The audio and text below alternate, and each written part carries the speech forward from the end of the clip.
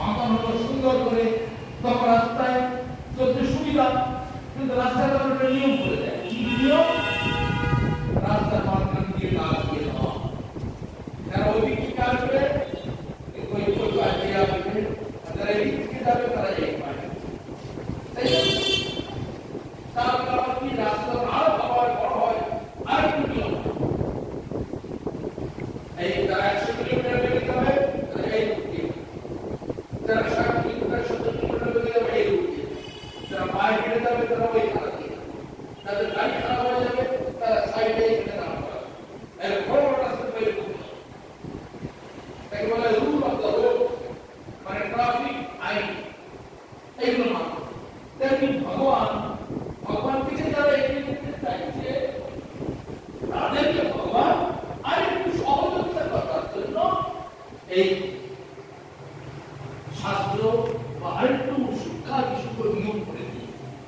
অনেক ভুলভাল করছে, অনেক ইন্দ্রিয় তর্পণের জন্য অনেক আমাকে দেওয়া ছাড়াও আরো অনেক বেশি বেশি লুকিয়ে ঢুকিয়ে তোমরা খেয়েও দিচ্ছে। রাস্তাঘাটে ঘুরতে ঘুরতে সিঙ্গারা খেয়ে নিলে, চপ খেয়ে নিলে, মিষ্টির দোকানে বসে একবার খেয়ে নিলে, একটু ফুচকা খেয়ে নিলে, চাউমিন খেয়ে নিলে, এইসব তো করছো, ভুলভাল অন্যায় তো করছো। তোমাদের ওই সব দোষগুলো কাটিয়ে দেওয়ার জন্য একটু তোমাদের নিয়ম ডিসিপ্লিন, নিয়ম শৃঙ্খলা একটু পালন করতে হবে। সেটা কি? সেটা হচ্ছে একাদশী ব্রত। এই একাদশী ব্রত শুধু একটা আরো অনেক কারণ আছে। অজস্র পাপ, জন্ম জন্মান্তরের পাপ রাশি, সব কোটি কোটি জন্ম ধরে পাপ করছে, সব একাদশী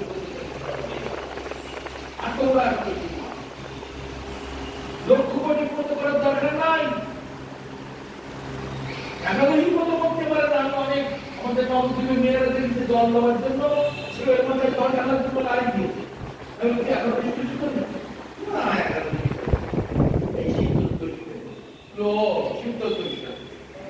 মনের মতো বল আর মনের মতো কর, এই জন্যই তো একাদশী, এই শিব চতুর্দশী, এর একাদশী করতে পারছি। একাদশীটা করলে তো লক্ষ বার শিবের মাথায় জল দেওয়া, লক্ষ কোটি জমা করে শিবের মাথায় জল দেওয়ার ফল পেয়ে একটা একাদশী। বাষ্পেয় যজ্ঞের ফল, রাষ্ট্র যজ্ঞের ফল, পর্বত সমান স্বর্ণদান করার ফল, হাজার হাজার গাভী দান করার ফল, লক্ষ ব্রাহ্মণ ভোজনের ফল, সবটা একাদশী থেকে আসে। একাদশী ব্রত একটা ব্রত করলে সমস্ত ব্রতের ফল যদি পাওয়া যায়, একটা মন্ত্র জপ করলে যদি লক্ষ কোটি মন্ত্র জপের ফল পাওয়া যায়, আর একটা ঠাকুরকে পুজো করলে কোটি কোটি ঠাকুরের পুজো করা যদি হয়ে যায়, তাহলে আমাদের অসুবিধা কোথায়? এই তো আমাদের সার বস্তু। ঈশ্বর পরম কৃষ্ণ সচ্চিদানন্দ বিগ্রহ, অনাদির আদির গোবিন্দ, সর্বকারণ কারণ, সমস্ত কারণের মূল কারণ। তাহলে তাকে পুজো করলে হয়ে গেল। গাছের গোড়ায় যদি ভালো করে যত্ন হয়, পাতায় ডালে ফলে ফুলে জল দিতে হয়, তখন একটা মন্ত্র যদি জপ করা যায়, হরে কৃষ্ণ মহামন্ত্র। পৃথিবীতে কোটি কোটি মন্ত্র আছে, একটাও মহামন্ত্র নয়। কেউ হরিনামের বেলায় বলা হচ্ছে মহামন্ত্র। তাহলে সব মন্ত্র জপের ফল হয়ে যায়। যে ঠাকুরের পুজো করতে হবে, যদি মন্ত্র না যায়, বাড়িতে সঙ্গে লক্ষ্মী আছে, কালী আছে, দুর্গা আছে, পুজো করতে করো, হরে কৃষ্ণ মহামন্ত্র বলে পুজো করো, তাদের ফল।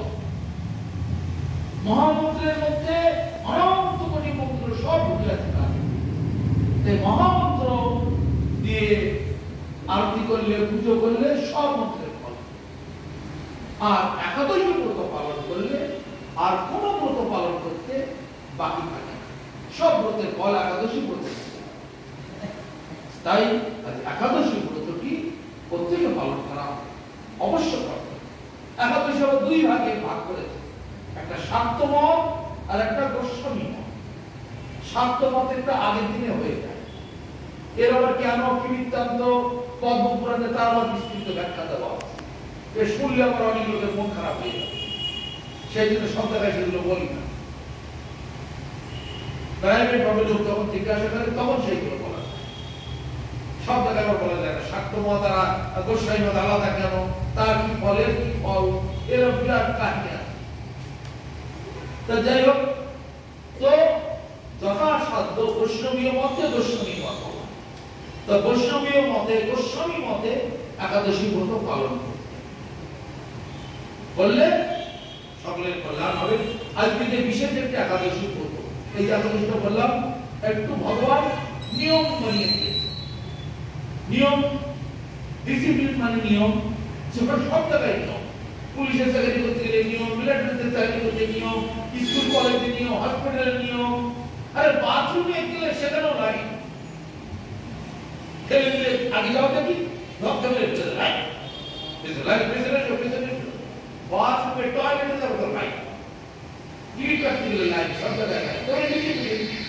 তেমনি ভগবানের কাছে যাওয়ার জন্য ভগবানও কিছু ডিসিপ্লিন বানিয়ে দিয়েছে, সেই ডিসিপ্লিনটা মেনে আমাদের চলতে হয়।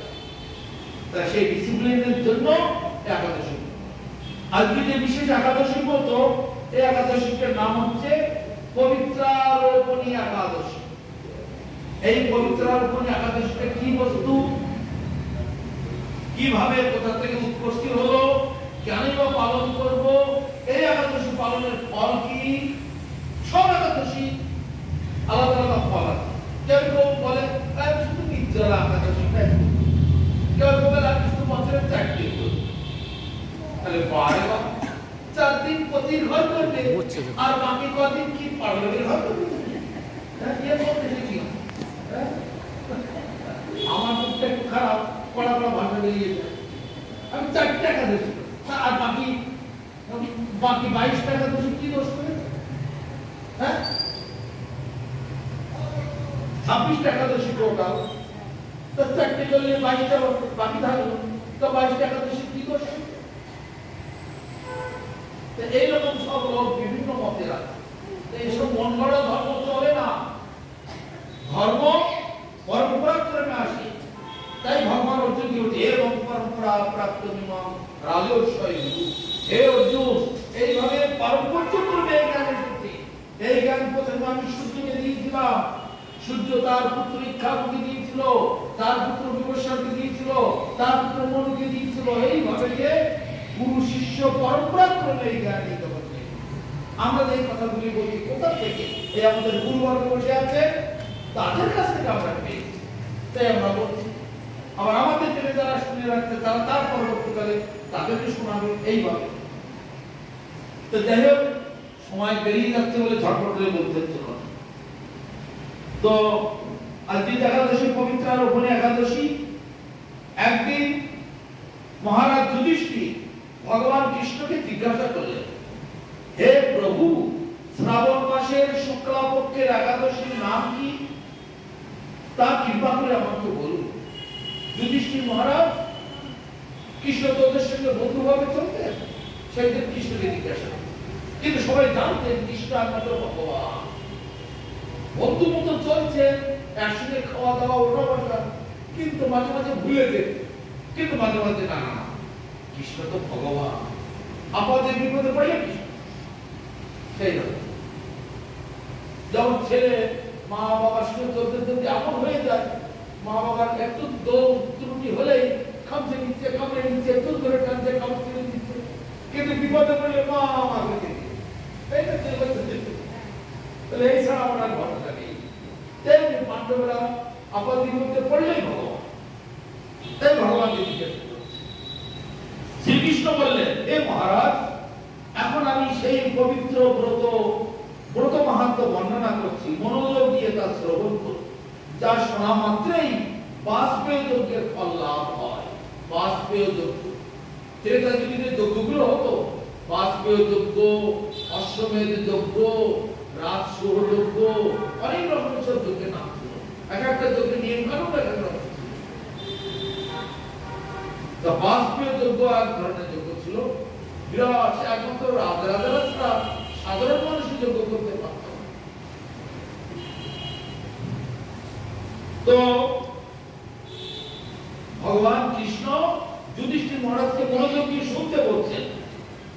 যুধিষ্ঠির মহারাজ অত্যন্ত মনোযোগ সহকারে শুনছেন। প্রাচীন কালে একেবারে দাপর যুগের শুরুতে মহিদিক নামে এক বিখ্যাত রাজা ছিলেন। তিনি মহিষ্মতি নগরে রাজত্ব করতেন। কিন্তু দুঃখের বিষয়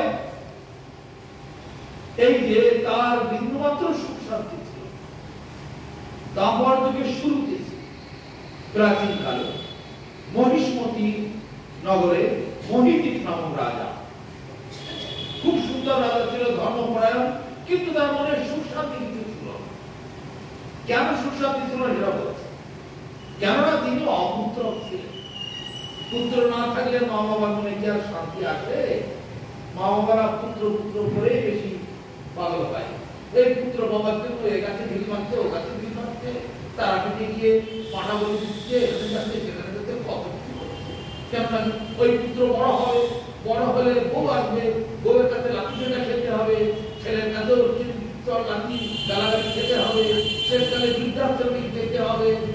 এসব কিছু তো করতে হবে না? আমার কথা বলে রয়েছে লেখা, তাতে মানসিক করে আদায় করে নেই, লাঠি পেটা খেতে হবে। তো যা সত্যি তাই তো বলছে, আমি বানিয়ে বলছি না। যা তুমি সামনে দেখেছি তাই তো, সব ঘরে ঘরে তাই, সব ঘরে ঘরে একই কথা।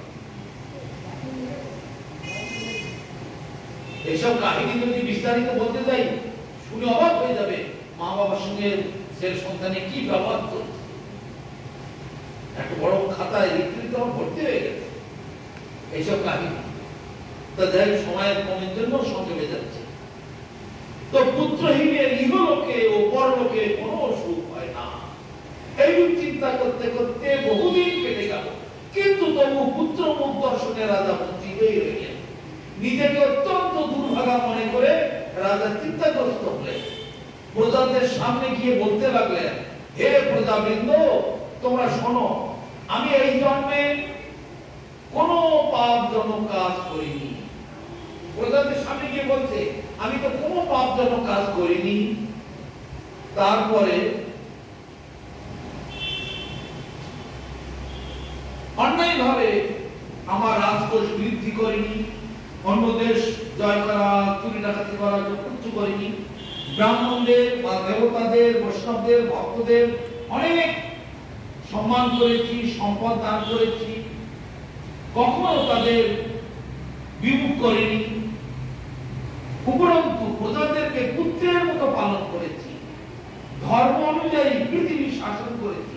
শাসকরা পৃথিবীর রাজা ছিল, তাই হচ্ছে পৃথিবী শাসন করেছি ধর্ম অনুযায়ী, মানে শাস্ত্রের নিয়ম অনুযায়ী। এই যে রাজরাজারা 5 বছর ছেলেও রাজা হতে পারে। 5 বছর ছেলে কি করে রাজ চালাবে? ওই নিয়ম কানুন সব লেখা থাকে, একটা কমিটি থাকে, সেই কমিটির লোকেরা নিয়ম কানুন অনুসারে কোন পাপের কি শাস্তি, কার কত ক্রিয়া দিতে, ট্যাক্স দিতে হবে, কিভাবে কি রাজভাবে রাজ্য চলবে, সব তারাই। তো এইভাবে তো আমি পৃথিবী শাসন করেছি, দুষ্টদেরকে যথাযথ দণ্ড দিয়েছি, সজ্জন ব্যক্তিদের যথাযথ সম্মান করেছি, কখনো তাদের অবহেলা করিনি। তাই ব্রাহ্মণগণ এই প্রকারে ধর্মপথ অবলম্বন করা সত্ত্বেও কেন আমার পুত্র লাভ হলো না? হে ব্রাহ্মণগণ, হে ব্রাহ্মণগণ, ব্রাহ্মণদেরকে ডেকেছে, মানে 4টে বর্ণ ছিল, ব্রাহ্মণ, ক্ষত্রিয়, বৈশ্য, শূদ্র। ব্রাহ্মণেরা আগে বসতো, তাদের পেছনে ক্ষত্রিয়রা বসতো, তাদের পেছনে বৈশ্যরা, তাদের পেছনে শূদ্ররা বসতো। ব্রাহ্মণরা 4 বর্ণের মধ্যে শ্রেষ্ঠ, তাই সেই স্তরে সবাই বসবাসের চেয়ার পেতে সব রাজ্য সভাতে সেরকম বসার ব্যবস্থা ছিল। তাই ব্রাহ্মণরা সামনে আছে। তাই হে ব্রাহ্মণগণ, তোমরা তো সকলে ঘরে ঘরে যাও, যজমানদের বাড়ি বাড়ি যাও, দেশে গায়ে ঘোরাঘুরি করো, তোমরা তো সব জানো। তা তোমরাই বিচার করে দাও, আমি কোনো অন্যায় তো করিনি, কোনো দুর্ব্যবহার কারোর সঙ্গে করিনি, তো কেন আমি পুত্র শোকে কষ্ট পাচ্ছি? পুত্রের অভাবে আমি কেন কষ্ট পাচ্ছি? কেন আমার একটা পুত্র সন্তান হলো না? আমি মরে গেলে আগামী দিনে আমার এই দেশ, পৃথিবীটা কে শাসন করবে? ব্রাহ্মণেরা তখন খুব চিন্তায় পড়ে গেছে। এই প্রকারে ধর্মপথ অবলম্বন করা সত্ত্বেও আমার পুত্র লাভ হলো না, তা আপনারা কৃপা করে অনুসন্ধান করুন। সকলের উপরে দায়িত্ব চাপিয়ে দিলেন। আপনারা সবসময় শাস্ত্র অধ্যয়ন করেন, তারপরে গ্রামে-গঞ্জে সাধু মুনি ঋষি সকলের সাথে যোগাযোগ রাখেন, তাহলে আপনারা বলুন কি কারণে আমি পুত্র সন্তান পেলাম না। রাজার এই প্রকার কাতর উক্তি শ্রবণে ব্যথিত রাজভক্ত পুরোহিতগণ, পুরোহিত ব্রাহ্মণগণ রাজার মঙ্গলের জন্য গভীর বনে ত্রিকালজ্ঞ মুনি ঋষির কাছে যেতে মনস্থ করলেন। গভীর জঙ্গলেতে ত্রিকালজ্ঞ, অতীতের কথা, বর্তমানের কথা এবং ভবিষ্যতের কথা, তিন কালের কথা যে ঋষি বলতে পারবে তাকে বলা হয় ত্রিকালজ্ঞ ঋষি। বনের মধ্যে সব আগেকার দিনে এরকম মঠ মন্দির কেউ করতো না, বড় বড় সাধু ঋষিরা বনে জঙ্গলে পাহাড়ের গুহায় ছোট ছোট কুটির করে কর্ণ কুটির, তাদের তপস্যার জোরে, তপস্যার তেজে আগুনের মতো আগুন যেন দাঁড়িয়ে বেরোচ্ছে, বাঘ ভালু তাদের কাছে যেতে পারত, কোন সাধু মুনি ঋষির কাছে বাঘ ভালু বাঘ সিংহর মধ্যে যেতে পারত না। তপস্যার এমন তেজ হয়ে পাপড়ে পারত না, আগুনের গোলা থেকে আসে। তাই জন্য তারা মনে আনন্দে তপস্যা করে, তপস্যা তেজ তাই মনোযোগ সহকারে গুরু ভক্ত শ্রবণ করাটাই হচ্ছে তপস্যার আসল সূত্র। এটা প্রমাণ করতে মনোযোগ সহকারে গুরু ভক্ত যে পালন করবে সেই হচ্ছে শ্রেষ্ঠ তপস্যা। তাহলে ঋষিদের আশ্রম দেখতে পেলেন, বনের মধ্যে ঋষি সকলকে দেখতে পেলেন। এক ঋষির কাছ থেকে আরেক ঋষির খবর, আরেক ঋষির কাছ থেকে আরেক ঋষির খবর। আর আগেকার দিনে ঋষিরা কি করতেন, মনে মনে এখান থেকে বৃন্দাবনের ঋষির সঙ্গে কথা বলতেন, এখান থেকে আমেরিকার ঋষি বলতেন তার সঙ্গে কথা বলতেন। কিভাবে কথা বলতেন? পবনদেব, দেবদেবীরা তাদের কাছে আসছে, দেবদেবীরা পবনদেবকে বলতে, পবনদেব আমি অমুকের সঙ্গে কথা বলতে চাই, যোগাযোগ করে। পবনদেব সঙ্গে সঙ্গে যোগাযোগ করে, আমার শব্দটা বাতাসে বহন করে নিয়ে যায় অন্যের কানে। যদি অন্যের দেওয়াল থাকে শুনতে পায় না কেউ গান, তাই না? বাতাসের কাজ হচ্ছে শব্দ বহন করা। পবনদেব দেবী দেবতারা হাত ধরে বসে থাকে সাধু মুনি। তাই এই জায়গায় বলছে, এখনো চৈতন্য চরিতামৃতে একই কথা বলছে, কৃষ্ণ ভক্তি আসে যান সমস্ত দেবী দেবতা বন্ধুতা। পবনদেবীকে হাত ধরে বসে থাকে, প্রভু আমার কৃষ্ণ আসে, আমি অমুক সাধুর সঙ্গে কথা বলতে চাই, আমার গুরুদেবের সঙ্গে কথা বলতে চাই, গুরুদেব বলছেন আমার শিষ্যের সঙ্গে একটু কথা বলতে চাই। ঠিক আছে বলুন, সঙ্গে সঙ্গে পবনদেব যোগাযোগ করে। এখন তো ফোন টোন হয়েছে, ইন্টারনেট এইসব, তখন সাধু মুনিদের ঋষিদের এরকম দেখছি। তিনি দীর্ঘায়ু, নিরাহারে ঘোর তপস্যায় মগ্ন ছিলেন। একটা সাধুদের কাছ থেকে সন্ধান পেতে পেতে পেতে পেতে পেতে পেতে এমন এক সাধুর কাছে গেছে, দীর্ঘকাল থেকে, কতকাল থেকে তপস্যা করতে কেউ বলতে পারে, 100 বছর না 500 বছর না 1000 বছর না লক্ষ বছর না কোটি বছর, তাও বলতে পারে। এইরকম দীর্ঘদিন থেকে তপস্যা করছেন। তিনি সর্বশাস্ত্র বিশারদ, ধর্মতত্ত্বজ্ঞ, ত্রিকালজ্ঞ।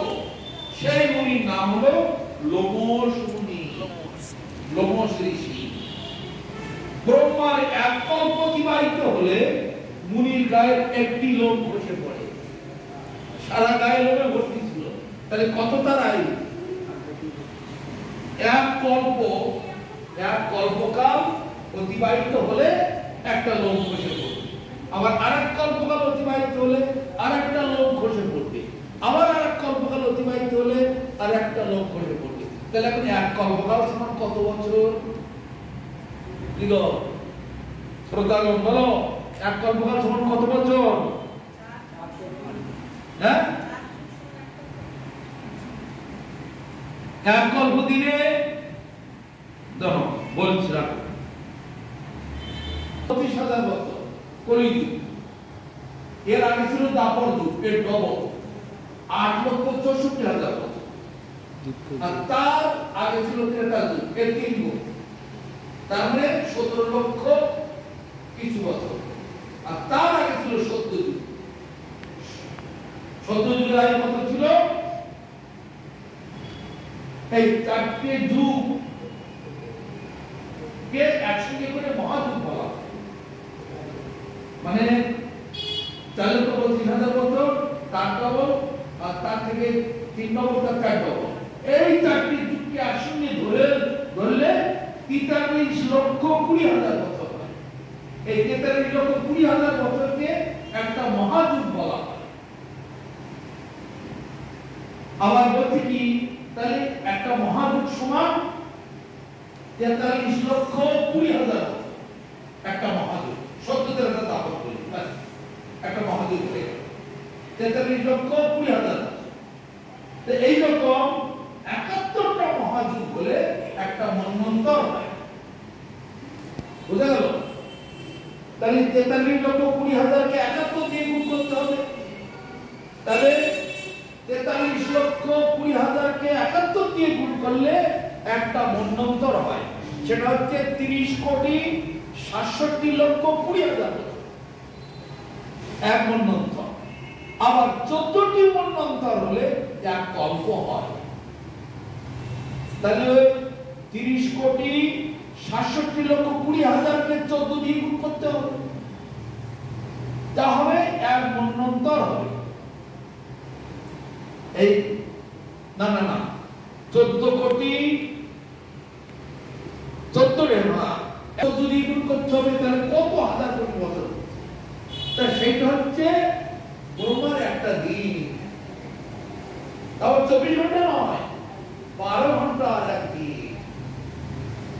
তাহলে এখানে এক কল্প দিন প্লাস এক কল্পরাত, ব্রহ্মার এক দিন। একটা কল্প দিন আর একটা কল্পরাত সমান ব্রহ্মার এক দিন। এইবার এক কল্প দিনে ব্রহ্মা যা কিছু সৃষ্টি করে, এক কল্পরাত্রিতে মহাদেব সবকিছু ধ্বংস করে। মহাদেবের কাজ হচ্ছে ধ্বংস করা, সংহার করা, সৃষ্টি সংহার। তাহলে 2 কল্প দিন রাত হচ্ছে ব্রহ্মার একদিন। 2 কল্প মানে রাত্রি আর দিন, ব্রহ্মার একদিন হচ্ছে।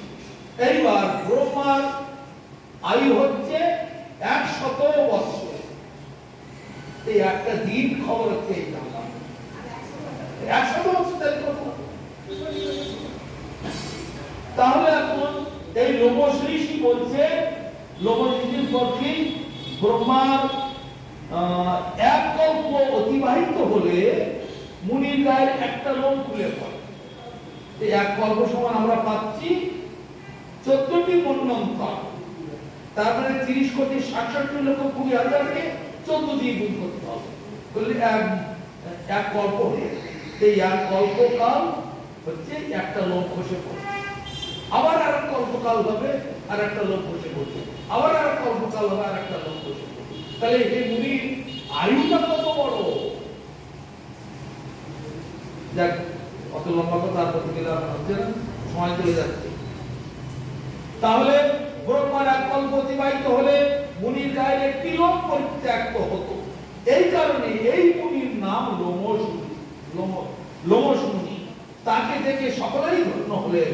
তারা পরস্পর বলতে লাগলেন যে আমাদের বহু জন্মের সৌভাগ্যের ফলে আজ আপনার মতো সাক্ষাৎ, আপনার মতো মুনিবরের সাক্ষাৎ লাভ করলাম।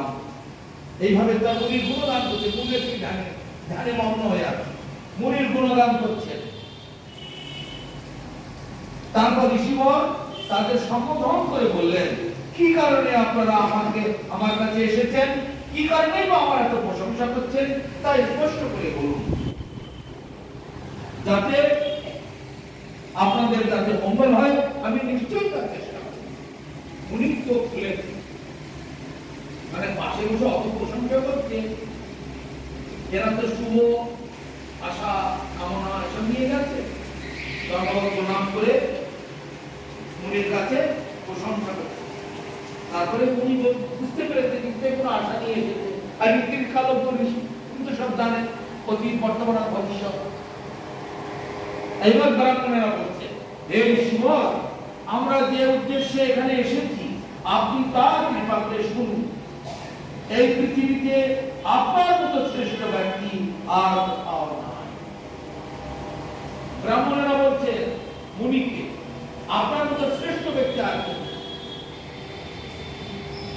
এই পৃথিবীতে আপনাদের শ্রেষ্ঠ ব্যক্তি আর কেউ নাই। মহিদিন নামে এক রাজা নিঃসন্তান অবস্থায় অতি দুঃখের দিন যাপন করছেন। আমরা তার প্রজা। আমরা যে 4টি বর্ণ, ব্রাহ্মণ, ক্ষত্রিয়, বৈশ্য, শূদ্র, আমরা হচ্ছি সেই রাজার প্রজা। আর আমাদের দেশের রাজা এইরকম দুঃখ, তার পুত্র সন্তান নেই। আগামী দিনে তার এই ধারা পরম্পরা তার রাজ্যকে শাসন করবে। আগে দিনে ছিল রাজার পুত্র রাজ্য শাসন, যাকে বলা হয় রাজপ্রথা, রাজতন্ত্র, রাজপ্রথা ছিল। এখন হয়েছে গণতন্ত্র। তার মধ্যে ঢুকে গেছে কি জানো,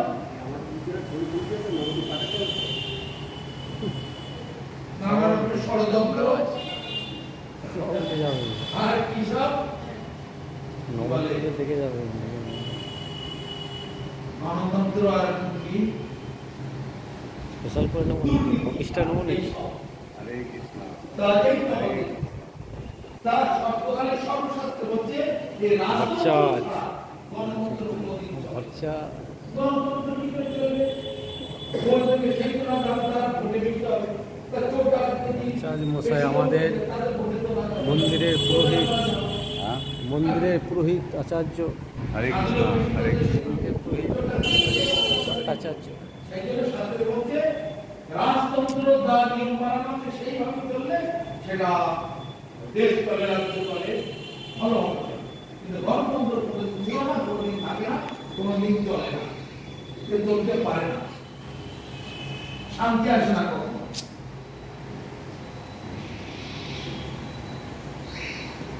তারপরে তাদের কথা শুনে মুনিবর ধ্যানভগ্ন হলেন। ধ্যান ভেঙে বলতে ভালো করে তাদের দিকে তাকিয়ে বলছে। কিছু সময় পরে রাজার পূর্ব মুনি তাদের কথা শুনলেন, শুনে আবার ধ্যানস্থ হলেন। এই রাজা যে রাজার কথা বলছে, রাজাটা কে, কোথা থেকে, কি কারণে, কোথা থেকে, কিভাবে এখানে এসেছে, রাজা সম্পর্কে রিসার্চ করছে, গবেষণা করছে, রাজাটা কে। সেদিন ধ্যান করে রাজা সম্পর্কে জেনে নিলেন। যে নেওয়ার কিছু সময় পরে রাজার পূর্ব বৃত্তান্ত বলতে লাগলেন। উনি আবার রাজাকে ভালো করে দেখলেন, আগের জন্মে তার, আগের জন্মে তার, আগের জন্মে তার, আগের জন্মে কোথায় কিভাবে কি পাপ করে এসেছে এই রাজা, সেইটা এখন দেখতে চান। গবেষণা করে একে ডাক্তারের কাছে গেলে যেমন তুই বাড়িতে কি খাও, কি কাজ করো, কি খেয়ে এসেছো, মদ খাও কিনা, বিড়ি খাও কিনা, এসব ডাক্তার যেমন পূর্বের ইতিহাস জিজ্ঞেস করে, সেই রকম মুনি ঋষি এখানে ওই রাজার পূর্ব বৃত্তান্ত জানতে চাচ্ছেন। এই রাজা পূর্ব জন্মে এক দরিদ্র বৈশ্য ছিলেন। বৈশ্য মানে ব্যবসা বাণিজ্য যারা করে খায়। এই রাজা পূর্ব জন্মে বৈশ্য ছিলেন। একবার তিনি একটি অন্যায় কার্য করে ফেলেন। কি অন্যায় কার্য? ব্যবসা করার সময় তিনি এক গ্রাম থেকে অন্য গ্রামে যাতায়াত করেন। ব্যবসা করতে গেলে যাওয়া আসা করতেই হয়। রাস্তার মাঝখানে অত্যন্ত জল পিপাসায় পড়ে। এক সময় জ্যৈষ্ঠ মাসের শুক্লাপক্ষে দশমী তিথিতে, দশমী দিনে কোথাও যাওয়ার পথে অত্যন্ত তৃষ্ণার্ত হয়ে পড়ে। দশমীর দিনে, মানে গত দিনের কথা, গ্রামের প্রান্তে একটি জলাশয় তিনি দেখতে পান। সেখানে জলপানের জন্য যান। আর সেই সময় একটি গাভী ও তার বাছুর সেখানে জলপান করছে। রাজা জলের এত পিপাসা লেগেছে, বাছুর আর গাইটা জলপান করছে, তাদের সরিয়ে দিয়ে রাজা আগে, আমি আগে জলপান, ওরা পরে। তারপরে পশুটাকে গ্রাহ্যই করলো। পশুরা প্রাণের ভয়েতে, ওই আহার নিদ্রা ভয় পেতে রয়েছে না, ভয়েতে পালিয়ে গেল, চলে গেল।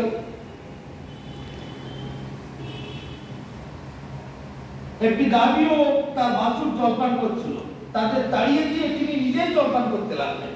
এই পাপ কর্মের ফলে তিনি পুত্র সুখে বঞ্চিত হয়েছে। তাহলে দেখো, পুত্র হলো না কি কারণে? এই পাপটার কারণে। তো কোন জন্মে তার ঠিক নেই। কিন্তু পূর্ব জন্মের কোন পুণ্যের ফলে তিনি এরকম নিষ্কণ্টক রাজ্যের রাজা হতে পেরেছেন। আবার কোথাও কোনো পুণ্যকর্ম করে ফেলেছিলেন, সেই পুণ্যকর্মের ফলে এত বড় শশাগরা পৃথিবীর রাজাও হয়েছে। কিন্তু সেই পাপটা তার বুঝিনি। এই পাপটা তার পিছনে লেগে আছে। হে মুনিবর, শাস্ত্রে আছে যে পুণ্য দ্বারা পাপ ক্ষয় হয়।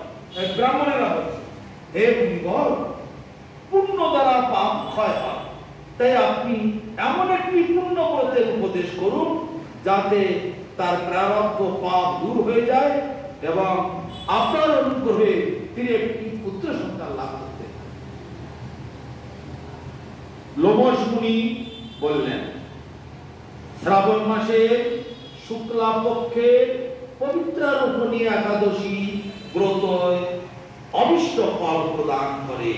আপনারা যথাবিধি তা সকলকে পালন করান। আবার আপনারা করুন।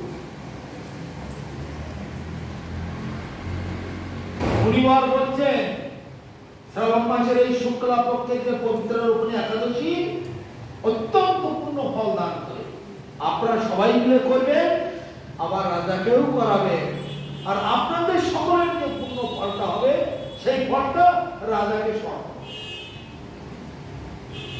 তাহলে এখন আমরা যদি কেউ পুণ্য কার্য করি, ব্রত করি, সেই ব্রতের ফল কার উদ্দেশ্য আমরা দিতে পারি? নিজের সন্তানের উদ্দেশ্যে। মহা অত্যন্ত রোগগ্রস্ত, সাধু বাবা আমার ছেলেটার এই জ্বর হয়েছে, এই হয়েছে, সেই হয়েছে, কিছুতেই ভালো হচ্ছে না, আশীর্বাদ করে দিন। আরে তুমি হরিনাম করো, হরিনাম করো, একাদশী করো, তখন আগে হরিনাম করতে হলে একাদশী করতে লাগে, সে পারো না।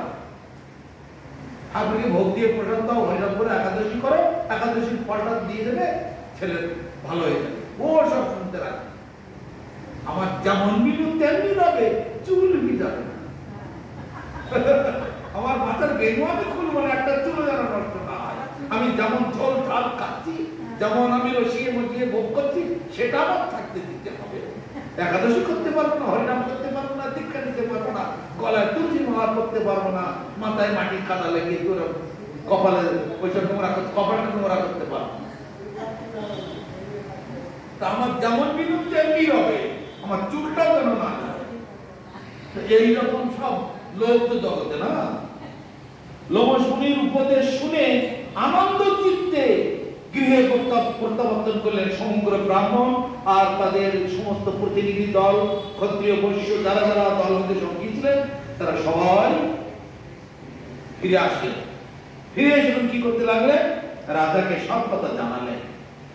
তারপরে সকলে মিলে মুনির নির্দেশ অনুসারে ব্রত পালন করলেন।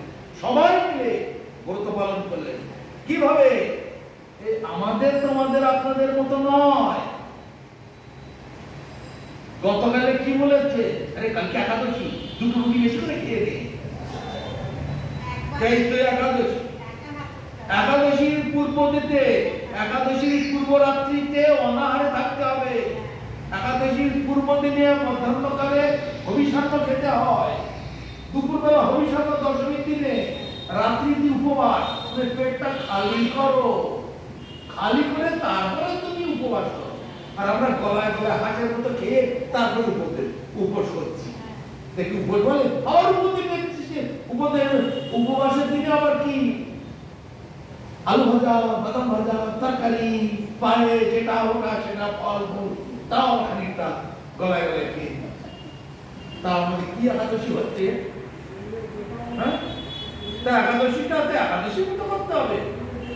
ওই এখন 16 জায়গায় ওই 4 আনা 2 আনা ফল। আমি তো করি একাদশী, কিন্তু আমারই না হলো না, করার মতো করে করো। আমার ছেলে তো স্কুলে যায়, তোর ছেলে ফার্স্ট ইয়ারে পাস করেছে, আমার ছেলে ফেল করলো কেন? যেমন পড়েছে তেমনি করেছে, যেমন একাদশী করতে তেমনি ভালো।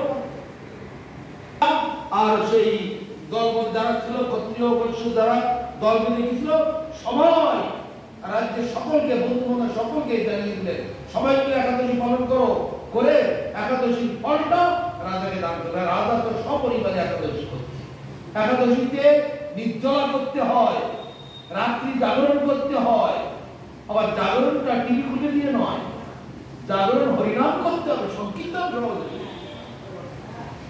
টিভি খুলে আবার রাত্রি জাগরণ করে আসবে। আমি দণ্ডকারণ্য দেখেছি, হিন্দি ফিল্ম লাগিয়ে দিয়ে জানি কি আজকে একাদশী দিন হিন্দি ফিল্ম দেখছে, আজকে রাত্রি জাগরণ করার দিন না ছিল। বাবা রাত্রি যাপন করছে হিন্দি ফিল্ম লাগিয়ে দিয়ে, তো ওই ফিল্মটাই তোমার প্রাপ্তি হবে একাদশী ফল, ওই ফিল্মের জগতে তুমি চলে যাবে। ভগবানের কথা কীর্তন পঠন পাঠন শ্রবণ, তারপরে ভগবানের কথা আলোচনা হরিনাম করা, এইসব করে রাত্রি যাপন করতে।